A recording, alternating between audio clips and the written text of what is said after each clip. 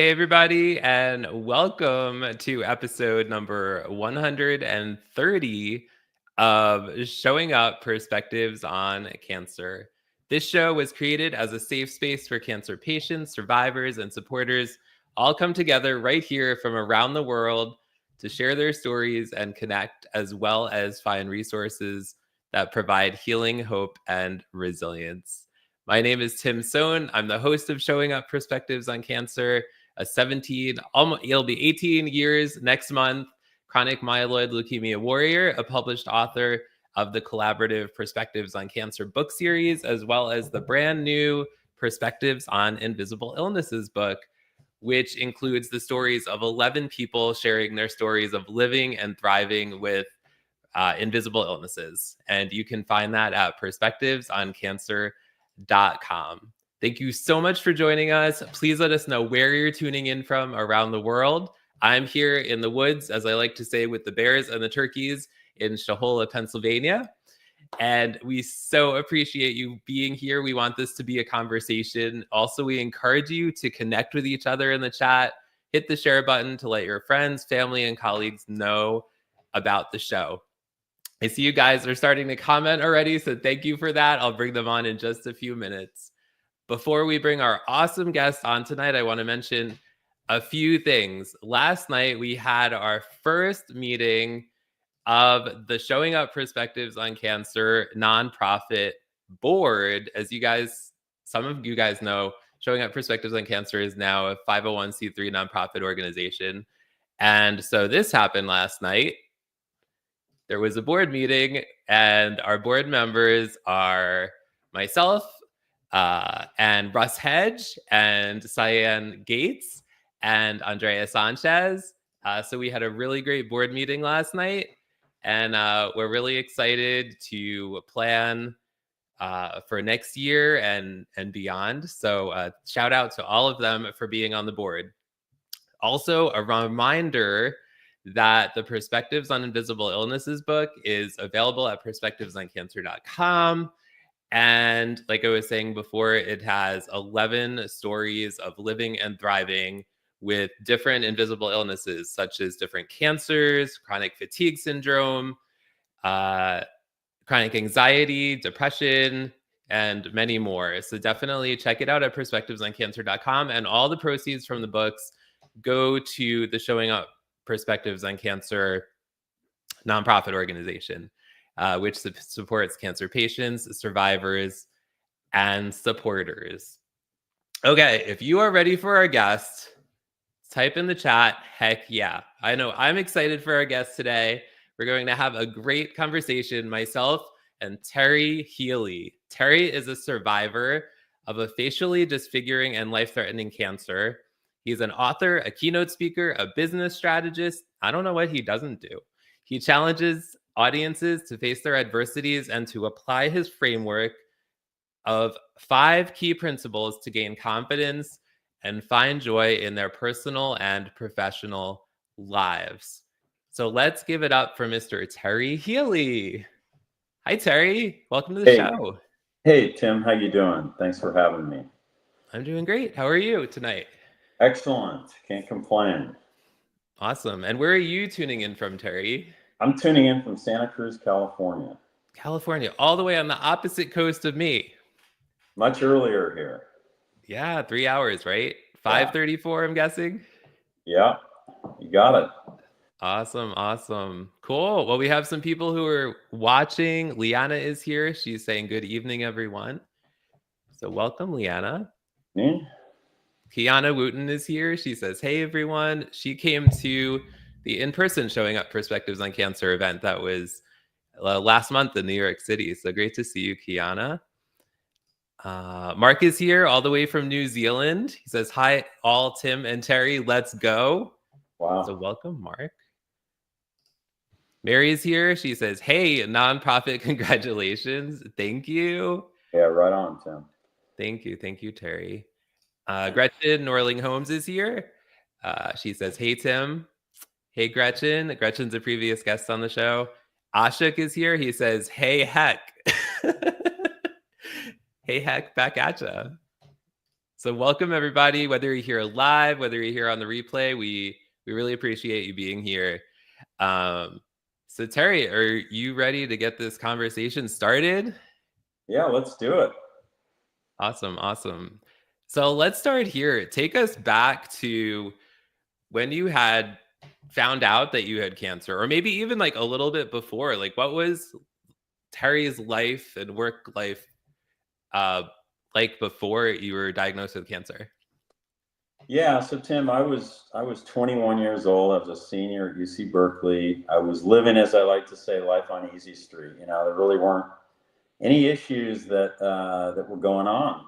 And then out of nowhere, there was a little bump that formed behind my right nostril.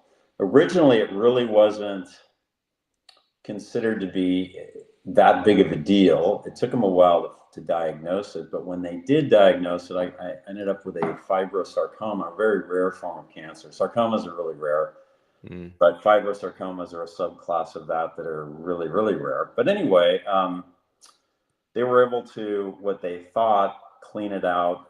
I didn't need any further treatment, and things looked really rosy. But it was 6 months later when I had the recurrence that's really when my life changed and turned upside down.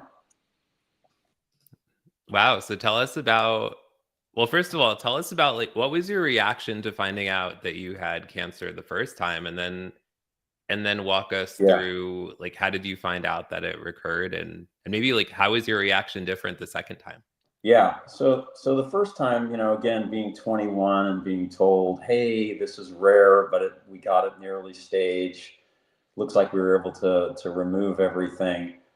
I think at 21, you kind of feel like you're invincible, right? And you sort of take it in stride and say, okay, cool. And within months, I was sort of falling back into just life as normal. But I think, when everything sort of changed and the recurrence happened, I was facing a very different situation where everything happened really quickly and everything seemed to be accelerated, urgent. There was a sense of urgency with the doctors. Everything changed. And so at that point, I ended up having an 11-hour procedure that resulted in the removal of half of my nose, the shelf of my right eye, the muscle and the bone from my right cheek, part of my upper lip, part of my hard palate, and 6 of my teeth. And Tim, I woke up attached to my chest because they had to transplant a full thickness skin graft from my chest to fill in this cavity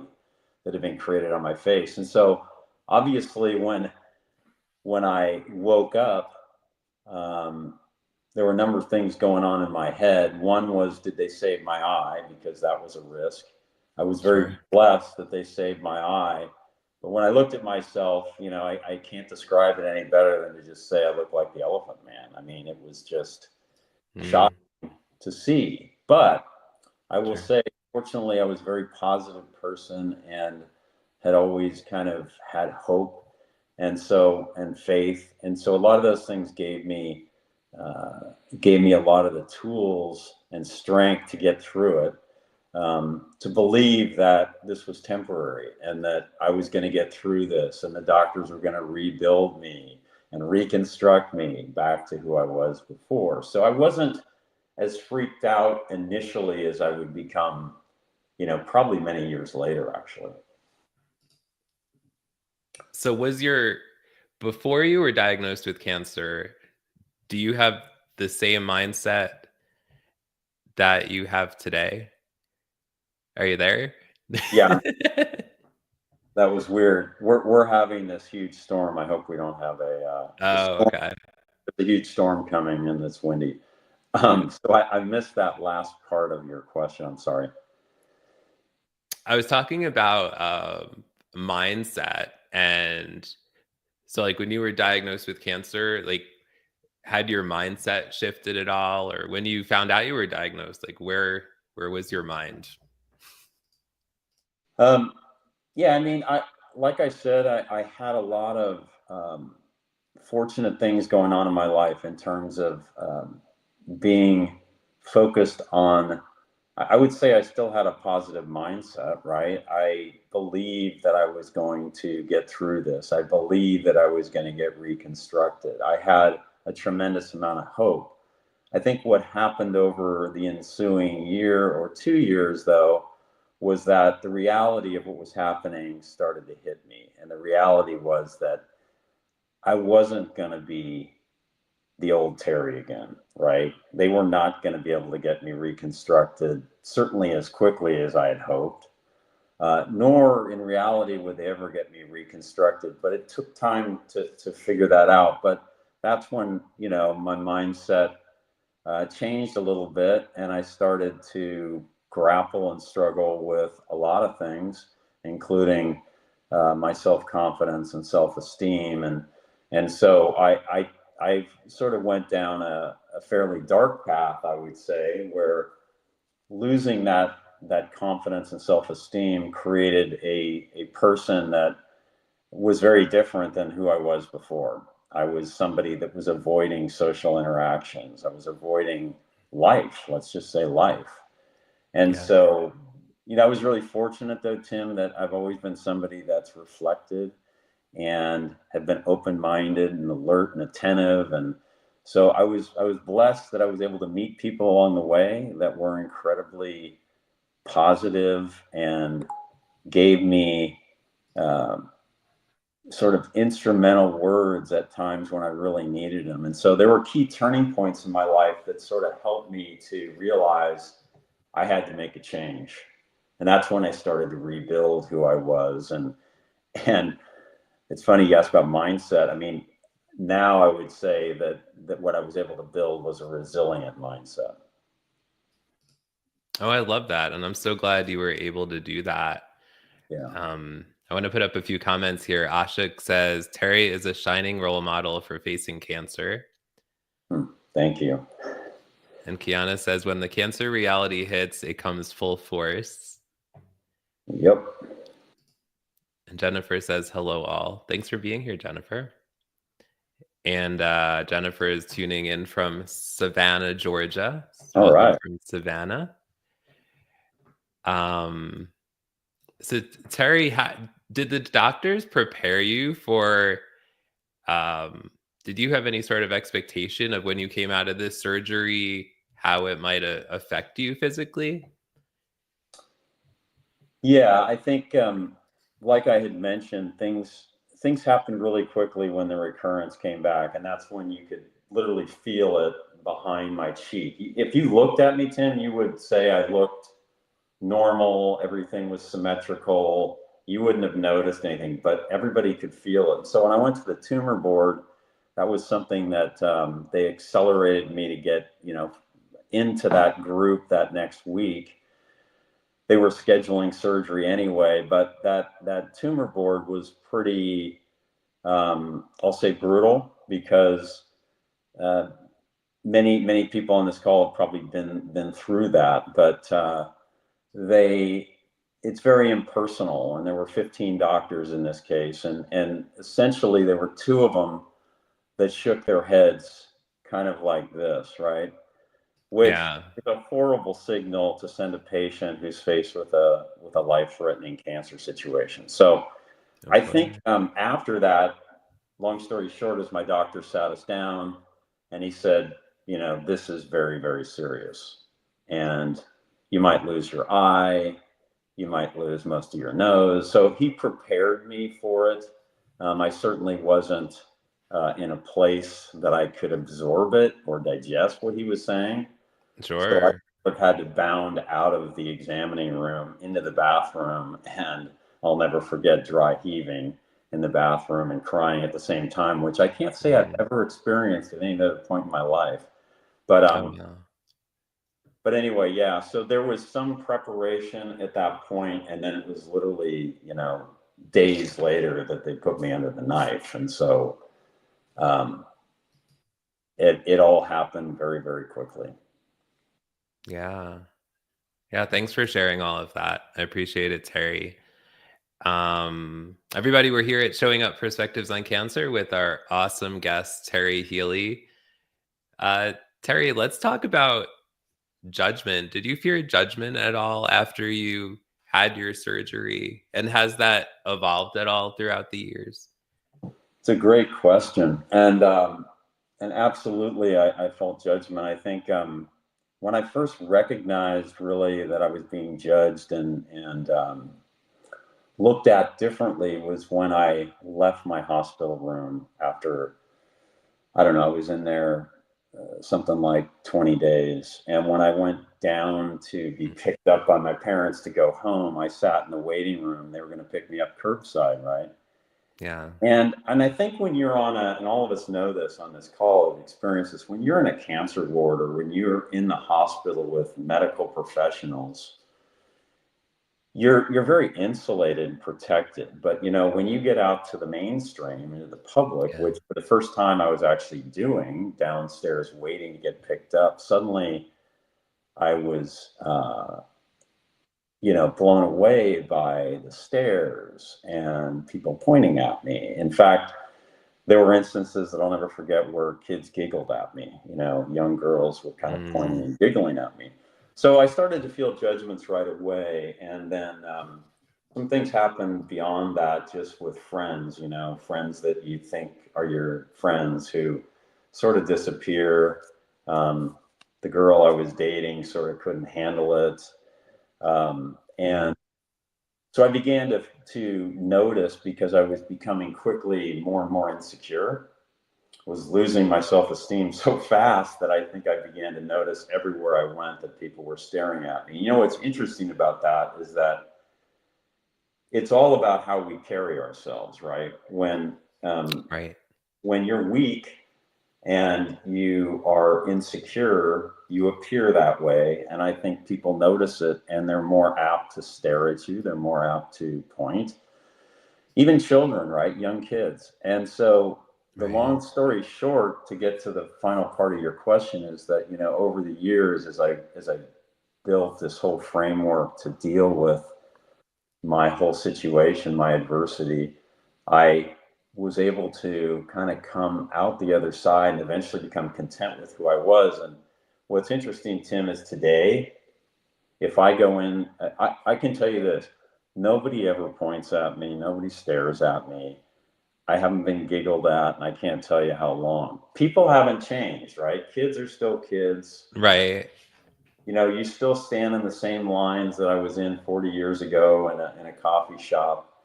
And and now I just carry myself differently, I guess, and people don't notice it as much. And honestly, I probably Mm. look worse than I did because now I've lost most of my hair. So my Uh, scars are you're not more the only prominent. one. My scars are a lot more prominent though, because I had all these scars up here too, and so those were Okay. covered. Now those are visible. So, Yeah. but it's been a Yeah. journey for sure. Yeah.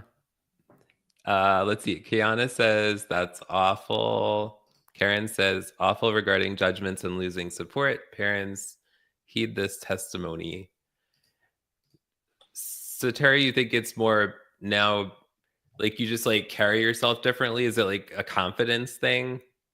I think it is, Tim. I mean, so over the years, I don't think I recognized what I was doing exactly in terms of the coping tools that I was fortunate to really just stumble into, and turning points that happened that woke me up, that changed Yeah. the course of my life, right?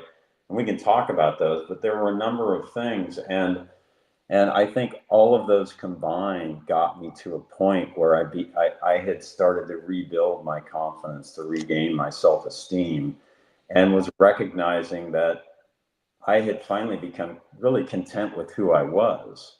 Can you still hear me? I can hear you, but we lost your video. Yeah, it's this weird thing that's going on. I don't know if we're um, There you go. back. Sorry about Yeah, that. Um, that's okay. but yeah, it's I began to I was content with who I was, and I started to feel better and better about who I was. And honestly, I don't really even think about the way I look when I walk into a restaurant. I've worked with so many people over the years. I've never told them what happened to me. It just never occurred to me to share. Mhm. anything about what might have happened to me, right? So Yeah. anyway. Yeah, thanks for sharing that. Kiana says, "You, sir, are truly amazing. And I am so happy that you are so transparent about your journey." And Kirsten says, "Thanks for sharing your story, Terry. I know you've inspired many people through the years." Well, thank you for that. So, Terry, I'm curious, what tools and methods did or do you use to cope with your cancer to overcome and ultimately thrive? Yeah, I think there's a number of things, and I think most of us on this call have probably resorted to a lot of them as well. But I was, again, very blessed that I had a great support system of family and friends that were incredibly caring and nurturing and committed. But mostly, you know what, Tim? Mostly it was positive energy. I surrounded myself with a lot of people that had a lot of positive energy. Mm, And I was that's fortunate to great. have my faith. That was a big deal to me. And that combined with being a positive person, I think is a great recipe, right? The other thing I did though, and this goes back to the earlier question about how did I rebuild and become content. I was really into goal setting, and I was very careful about how I set goals. So instead of saying, "Well, I need to achieve this big, hairy, audacious goal," I would set smaller goals, and I'd set one at a time. And when I achieved that, it made me feel better about myself, and then I could focus on the next goal. And so there was a lot of goal setting in my life. I was very focused on being balanced in terms of how I lived my life. I had outlets to keep me sane and to eliminate stressors from the day-to-day life that we all live in, and that helped. And then, for me, things like visualization.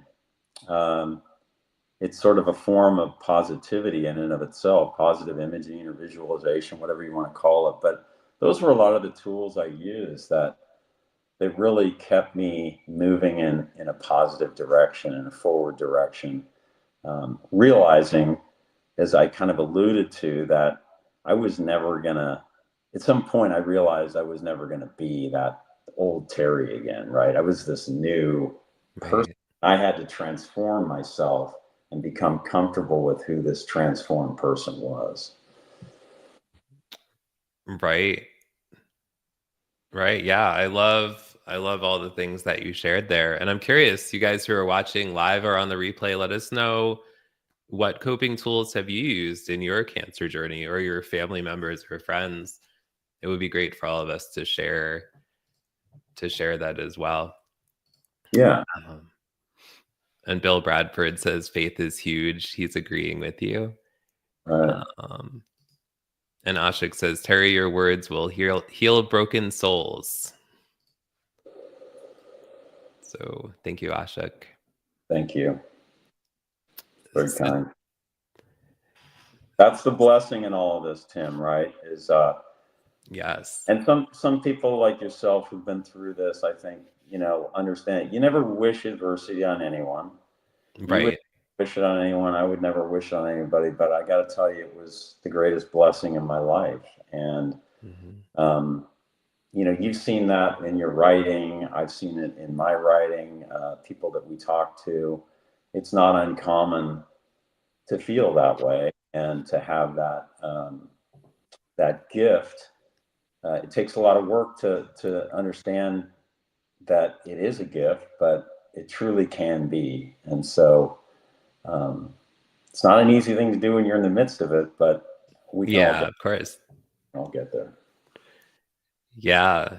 Yeah, that's exactly what we do here too, right? What we both do, Terry, is give people hope, right? Yep. By sharing our stories. Yep. When did you start sharing your story, Terry, and why?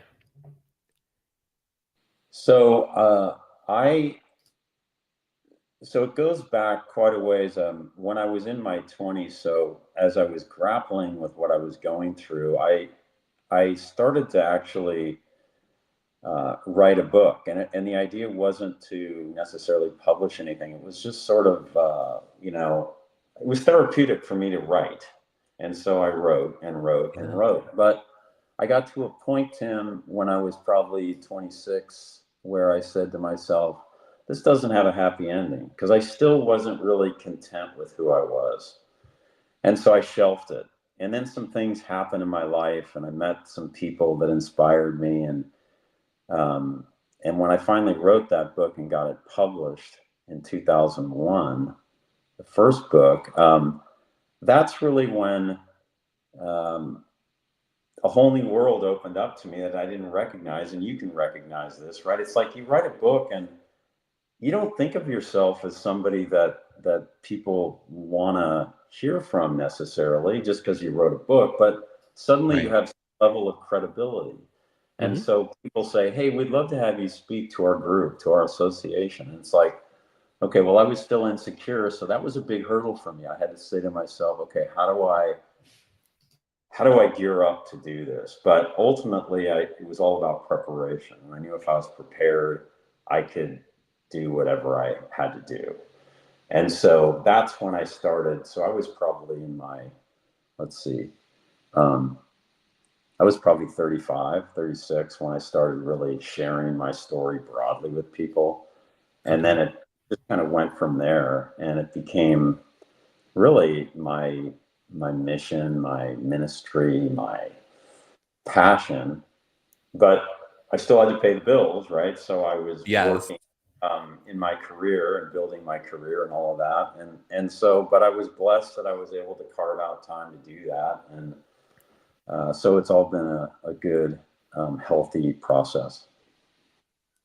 That's great. Yeah. And I'm so glad you did share your story. And you are still sharing your story. Yeah, and it's interesting, Tim.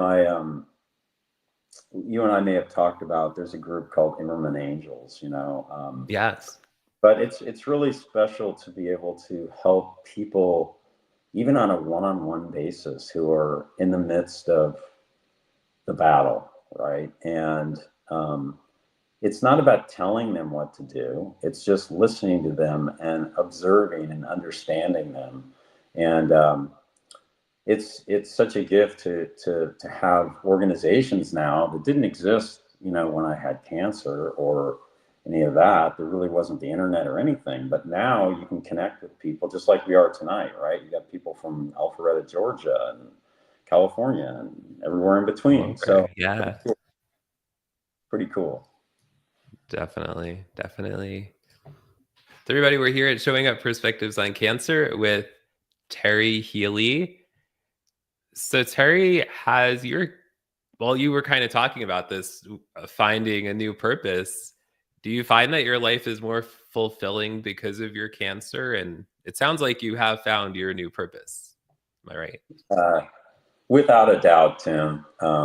Just like you, I just, I see the smile on your face too. I mean, it's, I have a richer, more fulfilling life because of my experience. And it just, I'm not here to say that the career I had wasn't worthwhile um, Right. or great, right? But it just, you go to bed at night and you don't feel the same way as you do when you've spoken to a group of people, or you've heard from somebody that needs help, and you feel like you're able to give them some inspiration. And so that is the true gift. Is, not everybody has a purpose necessarily. So that's a gift to be able to uncover and discover one, and know that it's something that you can build on. And that's really what I'm doing now, because I left my job, and I wrote another book, and I'm working with my publisher now. And so that's Congratulations. that's coming through, and that's just got me more and more inspired uh, to help and to get, whatever I can do to help. So Mm. So much of what you're saying resonates. good. Uh, are there any specific stories you remember of having conversations maybe with a cancer patient, or just like any conversations you've had that like stand out in your memory?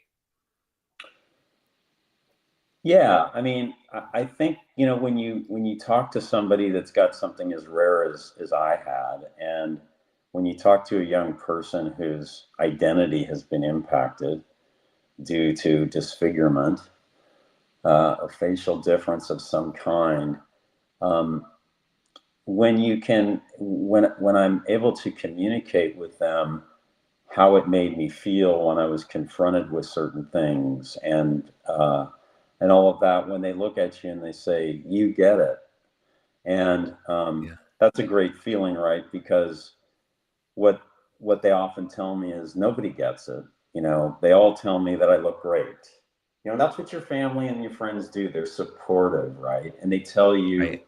that you look great and that you're doing great. And they want to, people don't always know what to say. And, you know, Sheryl Sandberg, I think, you know, who Sheryl Sandberg is, or the CEO of Facebook, right? She did Option B and Lean In and all that kind of stuff. She talks a lot about empathy in terms of, you know, what she went through and how she's become so much more empathetic. But she has this whole story about how when her husband died, nobody really knows what to say. So they just say, "How are you?" You know, and it's you look great. And Right.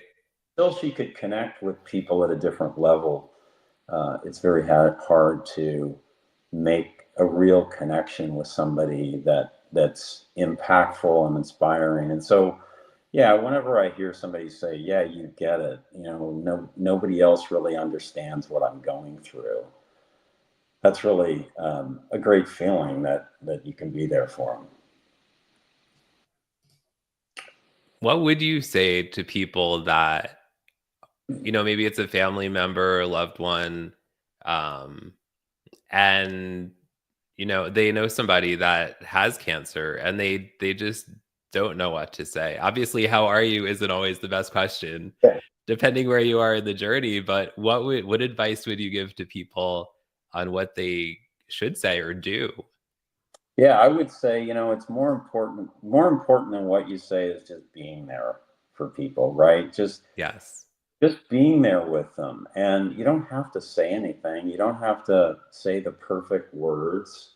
You just show your support by being there and just letting whatever happens happen. And I think, you know, if I look back on my darkest days in the hospital and stuff like that, that's kind of what I remember was my friends and family who were just sitting in the chair waiting for me to wake up. I mean, they weren't trying to express certain words of wisdom or, "Hey, how you doing?" You know, it's just like I just knew they were there, and that was the most important thing for me. Yeah. Yeah, I agree with you about that. It's the showing up that matters It's the showing up that, best. you know, and I think unfortunately a lot of people don't know what to say or do, and so they end up. And this happened to me. They, you know, good friends that just disappeared. And in hindsight, when I look back at it, I think to myself, you know, I should forgive them for that. I shouldn't hold that against them. They just didn't know how to Yeah, do it, you know. So exactly. And Amanda Ferreira was here. Do you know Amanda, Terry? I, you know, I think I've heard a podcast of Amanda's, if I'm right. Oh, okay. Cool. She might have been on a Amanda. podcast with Jill Squire, maybe, or something. Oh, I'm not. cool. Yeah, I bet she was on that. Jill often watches the show here too. Amanda was also the keynote speaker at our in-person event this year. So Oh, awesome. shout out to Amanda. And she has a question. She says, "What one resource do you wish cancer survivors had after finishing treatment?" What one resource? Wow, that's a tough question. Um, a single resource. I mean, I think it depends for everybody, but I would say one thing that does come to mind is a tool a guidebook to help you be a better advocate for yourself. Mm, I think a lot of people are disorganized. I think a lot of people don't know how to be a good advocate. I certainly wasn't until I had to be. And there are tools and books and documentation that I think there's great resources that should be handed off to patients to say, hey, this is a guidebook to help you get through, from here.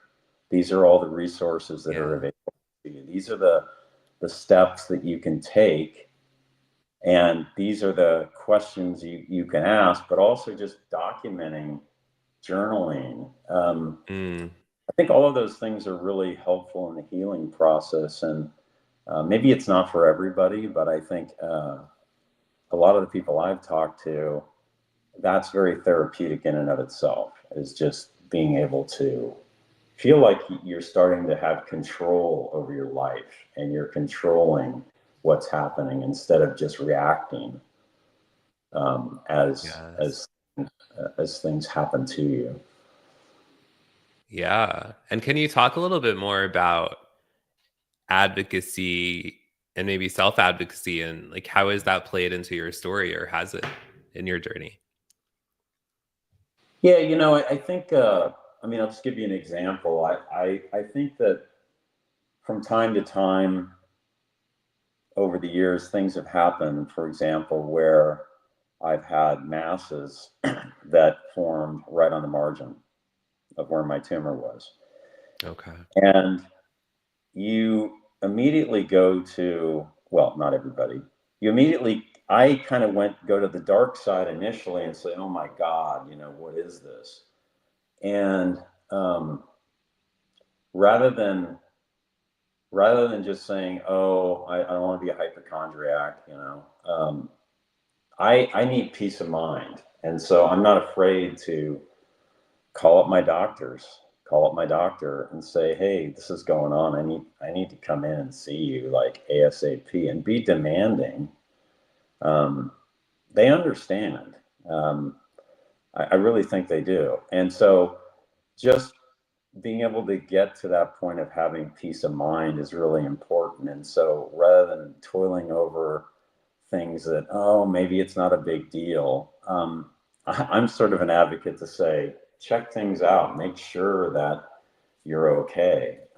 Because it's not just, it's, there's so many things that affect your health. And if your mental health and you're content with where you're at, you're going to be a lot better off than if you have anxiety about things. So any way to avoid anxiety is worth pursuing.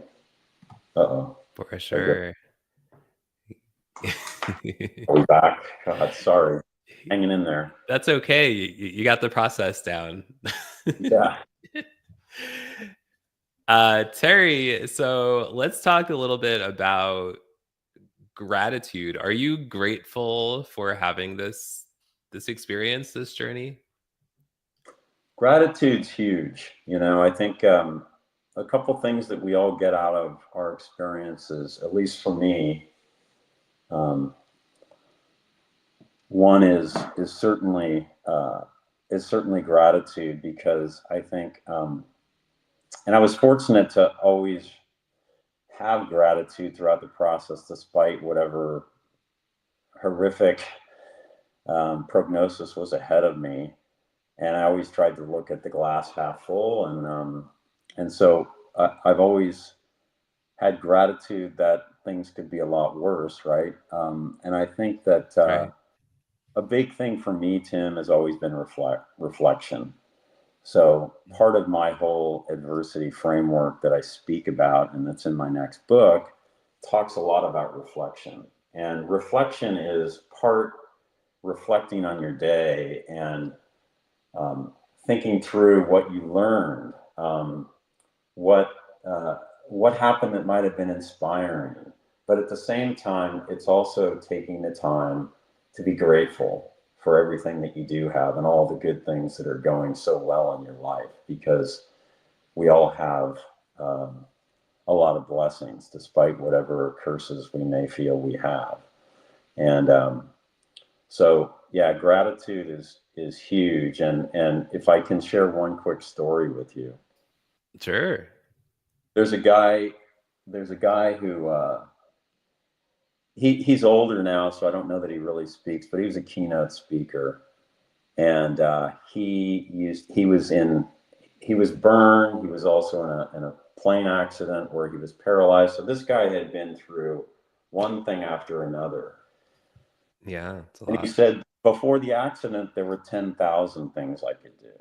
Now there's 9,000 things that I can do. I can either focus on the 1,000 I've lost, or focus on the 9,000 I still have. And this was a guy whose life was seriously changed in so many ways. And he was so gracious and grateful for what he still had. And so that's always been an inspiring story for me to remember. Yeah, sure is. Thanks for sharing it. Bill says you have such a great outlook. Ashik says peace of mind can heal the body and soul. Karen is saying perspectives guidebook next. What? No, we weren't announcing a perspectives on cancer guidebook, but that might be an idea. Thanks for sharing that. Yeah, gratitude. Also, just are there any ways, Terry, that you take care of your own mental health besides gratitude, besides just like any other ways? Yeah, I mean, so reflection's a big deal, as I said. I think it's a great process that I am committed to. It has changed my life, spending 15 minutes a day reflecting. And it helps me come up to reinforce what I'm doing that are good, and to come up with new ideas to keep my life moving in the right direction. Sure. But yeah, there's a number of things from my mental health. I'm really big on having outlets in life. So we kind of talked a little bit about life balance, but for me, I need outlets to relieve the daily stressors that I have. What can I do first thing in the morning for myself? And I know it sounds to some people kind of selfish, like, God, it's all about you, huh? And it's like, well, no, actually, if I take care of myself and I'm committed to having some outlets that help me with my mental health, then I'm going to be a much better partner. I'm going to be a much better father. I'm going to be much better in my life all the way through. So yeah, I'm big on having outlets in the morning and in the evenings, things that get my mind off the day to day. And those are very liberating things that actually help me think more positive, and they help me think about new ways as well. Even if things are going well, you got to continue to reflect and think about how can I do things even better? How can I continue to optimize my life? So visualization, is a simple thing that I can do in 5 minutes, and I walk away refreshed, renewed. So yeah, a lot of those kind of things. Because what's interesting, Tim, is the older I get, I feel like I just have monkey brain. My mind is just going at a mile a minute, and if I lie down to go to bed at night, in the old days I could just pass out. Now it's like my mind is just flying. So I've got some tools to help me get to that place where I can relax.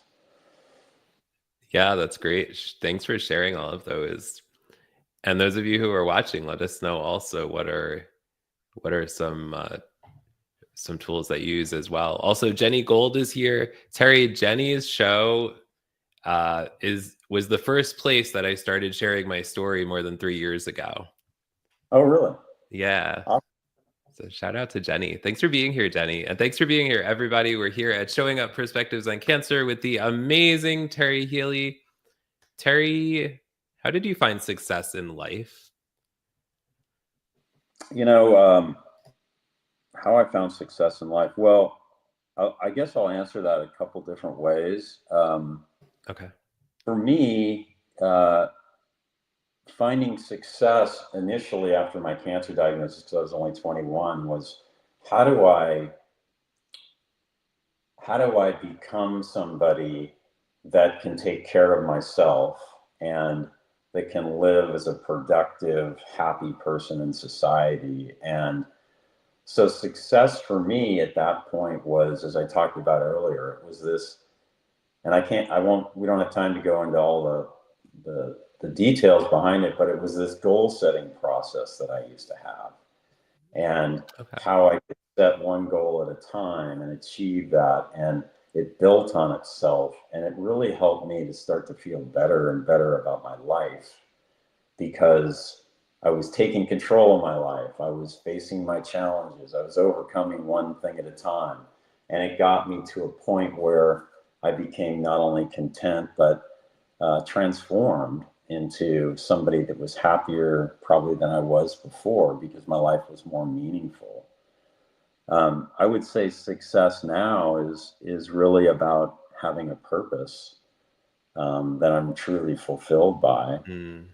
to be able to help other people and be blessed that I survived my experience and I came out the other side, and that um, there's more and more ways today to help other people than there were pre-technology, pre-internet and all that. I mean, you just think how much more we can reach people today than we could before.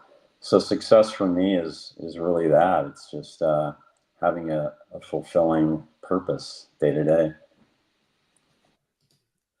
I love your definition. And we each have our own definition of success, right? Especially depending where we are in the journey of life. Ashok Yeah. said, so Ashok came to my first in-person showing up event, and we had an after party at my house after the actual event, and Ashok came among other people, and Ashok sketched into a banana the word love at my house. So he says, I'll write that on a banana, monkey brain, when you were talking about that before. That's funny. Yeah. Thanks, Ashok.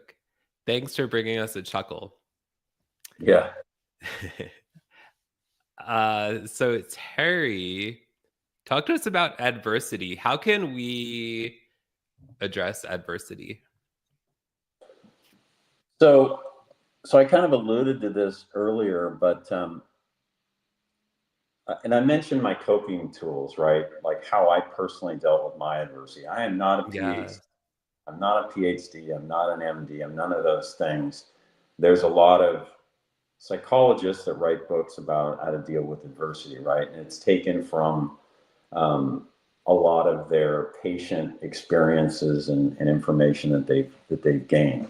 So I just lived my experience, and over time, as I started to speak more and more to groups, I came up with something that I wanted to be able to share with people that was more memorable. So I have a frame, what I would call an adversity framework, and it's called Rebar, right? And it's in my next book, but it's about the resilience mindset. The idea behind Rebar is it stands for reflect, build, act, and renew.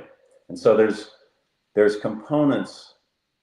There's four phases or principles, whatever we want to call them, within the framework that you can focus on to be sure that you're best prepared for adversity when it hits, because inevitably it will hit all of us. It doesn't necessarily mean it's cancer, right? It can be anything.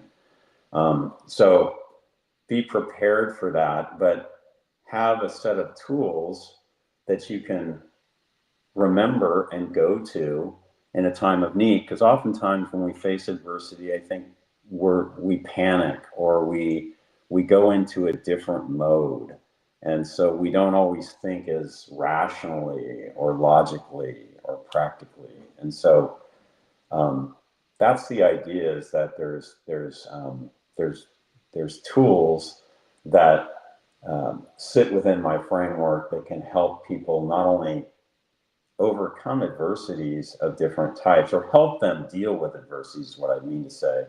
But also, along with that, it helps you to rebuild your confidence, to regain your self-esteem. Because a lot of times what happens through adversity is it impacts our self-esteem. You know, a lot of us feel it doesn't matter what the adversity is, it affects how we feel about ourselves oftentimes. And we feel worse about ourselves because of something that happened. And you know, Martin Seligman talks a lot about, you know, the 3 Ps and stuff. We don't need to get into that here, but it's a mindset change, um, in terms of how you deal with adversity, and try to focus on positive sides of things, and think about the toolkit that's gonna work for you. But again, I go back to reflection, man. It starts with reflection. And if you can Yeah. reflect, you can learn a lot about yourself, and you can learn a lot about what is a path that I can try to take to make my life better. But you have to be willing to make that first step. I'm curious, what was the experience for you like writing your books, Terry? My experience was just that, like I said before, you know, the first one was just it was really more cathartic. It was just, I enjoyed writing, and I like to sit down. It makes me, I mean, I would cry when I wrote. I mean, I get emotional, and I Sure. experience a lot of things when I write. And it's just a good process for me to absorb and to understand more about myself. And it's a real wake up call, because things come out that you go, wow, kind of surprised me that I said that. I didn't Yeah. recognize that. So that it's also a gift. But you Yeah. know, this last book I wrote, I had this very thin concept, Tim, of what I was going to write about. And I wrote a very, very brief outline, and then I just jumped in and started writing it. And that's kind of the way I do things, is I just let them unfold and let things naturally come. and and then sort of look at it and say, yeah, that's kind of the story I wanted to tell. I just kind of let it naturally come. Yeah, that's awesome. I always love hearing the stories of how people go about writing their stories because, you know, some people can just like sit down and write. Like for me, when I'm writing stories for my books, I usually get thoughts when I'm driving and I pull over and I write in a Google Doc Yeah, until I get another thought and I pull over and I write in a Google Doc. Like it's just like random thoughts that like yeah, if I sat down, I could not just sit down and write. Like I okay. just can't. Well, you know, you should, instead of pulling over and writing them down, just get a good audio app, right? That's what I used to do. I'd be Yeah, that's a great way. idea. I'd be like, oh my God. And I'd just pull it out and I'd start talking into it, you know? Yeah, I need to get with the times, really. Well, whatever works for you. Yeah, for sure. For Might be sure. safe. Yeah. Amanda says you are so inspiring. Um, Thank you. Chris So P. I'm pretty sure I heard her podcast. So, Oh, good. That's awesome. Oh, Karen has a question. She says, curious, at 21 years old, Terry, did the hospital allow you to be in the children's ward? Her cousin was the same age and thrived being among the children and not frail looking patients. no, I was not. I was largely with older adults. And interestingly, Mm, the wing that I was in at UCSF bordered the kidney dialysis ward.